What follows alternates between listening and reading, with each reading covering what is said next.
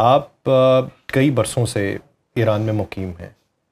ابھی حالیہ جنگ میں جو کچھ ہوتا رہا دنیا نے دیکھ لیا. جنگ کے بعد جو کچھ ہو رہا ہے دنیا نے وہ نہیں دیکھا. جنگ کے دوران جو کچھ ہوا وہ تو دیکھا ہے. صحیح. جنگ کے بعد اب موجودہ صورتحال کیا ہے؟ ہمیں تو یہ پتا کہ تاریخ کی بدترین جو ہے ان کی کرنسی ڈاؤن گئی ہے. صحیح. ہمیں تو یہ پتا ہے کہ ان کا شہری انفراسٹرکچر جو ہے اسے اس حد تک نقصان پہنچا ہے کہ خود وہ 350 پونے 400 ارب ڈالر کا کلیم کر رہے ہیں. ہمیں تو یہ پتا ہے کہ زندگی وہاں پہ مسلسل نیچے چلی جاتی جا رہی ہے اور معاشی منظرنامہ بھی بدحالی کا شکار ہے. تو میرا آپ سے سوال یہ ہے کہ بلاکڈ کے بعد امریکہ تو کہتا ہے کہ ہم نے اس کی سانسیں دبا دیں, یہ ابھی کچھ عرصے میں اکھڑیں گی, ابھی اکھڑیں گی. مجھے یہ جاننا ہے کہ 1 مہینے میں ایران میں لوگوں نے زندگی کیسے گزاری ہے؟ سر بہت اچھی. 40 دن تو میں خود وہاں تھا نا.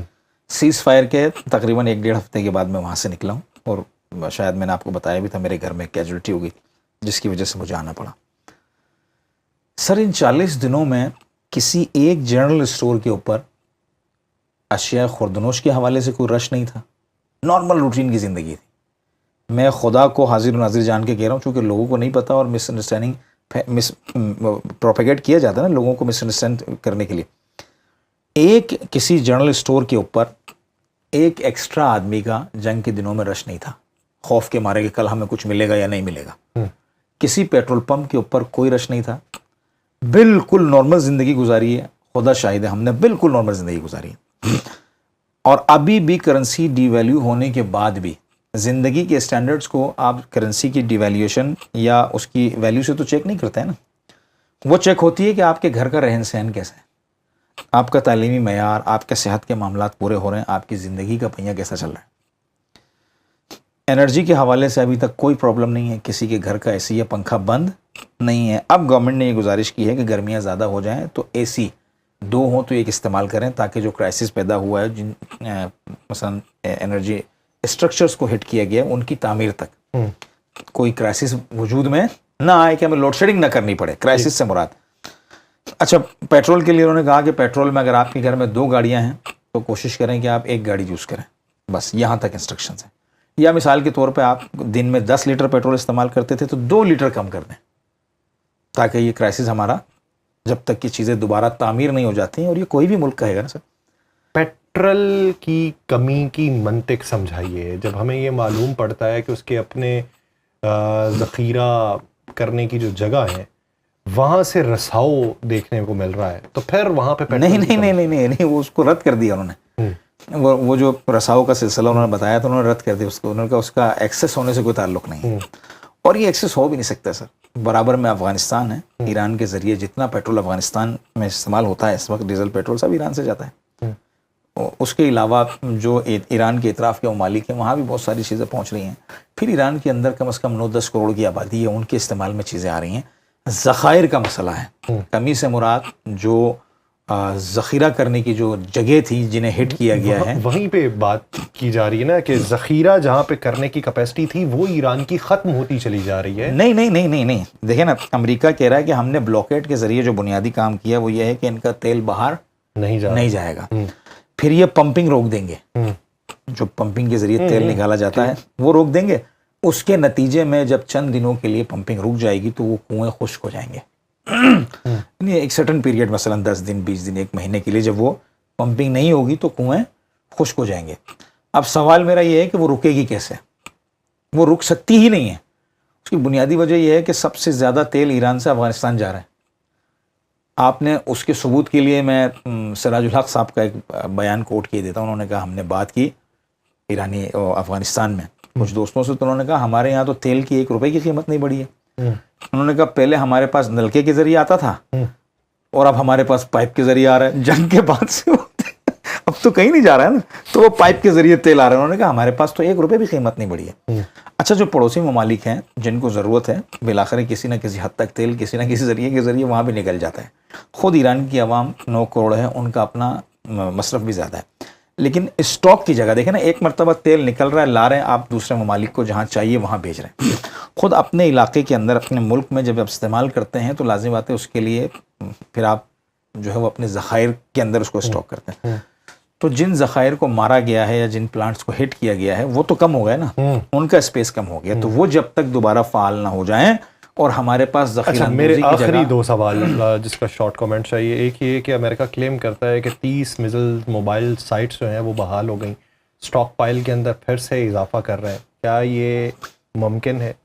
سر یہ تو جنگ کے دوران ہی خاتم الانبیاء بریگیڈ نے اس کی ویڈیوز جاری کی ہیں کہ نہ ہماری ڈرون پروڈکشن رکی ہے نہ ہماری میزائل پروڈکشن رکی ہے, دونوں چیزیں اپنی جگہ کام کر رہی ہیں, کیونکہ ہم نے کچھ زمین کے اوپر بنایا ہی نہیں تھا, سب کچھ ہمارا نیچے تھا.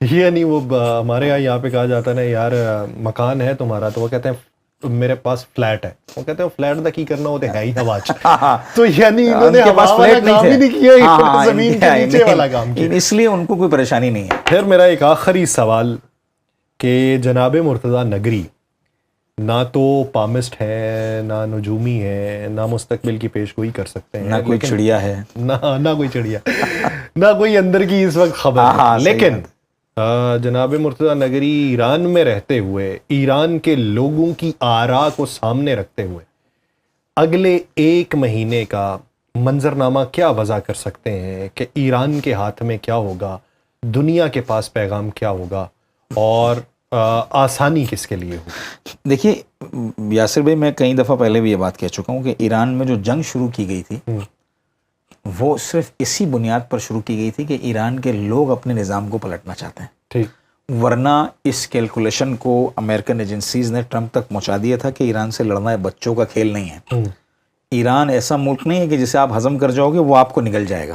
ان کے پاس ان کے وسائل, ان کا 47 سال سے مسلسل کیا ہوا کام, اس پورے خطے میں ان کا پھیلاؤ جس کی آپ بات کر رہے ہیں بہت بڑا ہے, آپ کے بس کی بات نہیں ہے. اور اوباما نے یہ بات خود کہی نا انٹرویو کے اندر کہ 7 اسرائیلی وزیر اعظم ہمارے پاس آئے ہیں, ہم نے انہیں نہ کر کے بھجوایا ہے, کیونکہ ہمیں پتا تھا کہ اگر ہم لڑیں گے تو یہی حال ہوگا جو ابھی ٹرمپ کا ہوا ہے. صحیح, اسی لیے ہم نے کبھی ترجیح نہیں دی, ہمارے پاس یہ رپورٹس موجود تھی اور ہم جانتے تھے کہ ایران کی پاور کیا ہے.